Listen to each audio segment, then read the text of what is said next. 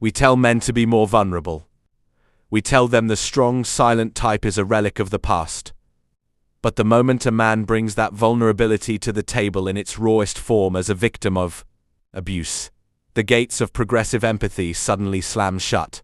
This post represents a glaring paradox in modern gender discourse. On one hand, we advocate for the deconstruction of toxic masculinity.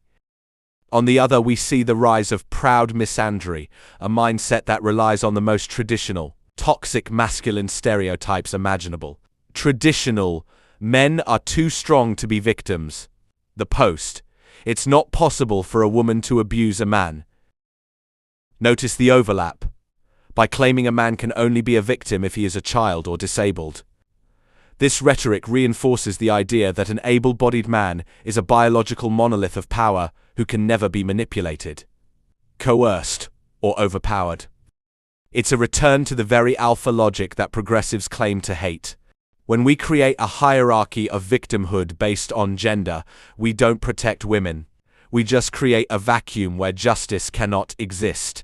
If a man's trauma is dismissed as a physical impossibility, we aren't just ignoring his pain, we are legally and socially excusing the perpetrator. The paradox: we want men to speak up, but we've built a culture that only listens if the victim fits the correct demographic. True equality isn't a seesaw where one side's validity requires the other's erasure. It's realizing that the capacity for harm and the right to healing is universal. But there is a deeper, more systemic layer to this paradox: the disconnect between biological risk and legal protection. Biologically, society often perceives men as the low-risk party in an encounter. Because of physical strength or the lack of pregnancy risk, many dismiss the idea of male victimhood as a non-threat. This is the biological bias that leads to posts like the one we're seeing. However, the legal and social risk for a man in this position is actually a paradox. If a man is abused or assaulted by a woman and he defends himself, he faces the primary aggressor bias, where law enforcement is statistically more likely to arrest the man regardless of who started the conflict. By claiming it's not possible for him to be a victim, we trap him in a legal catch-22.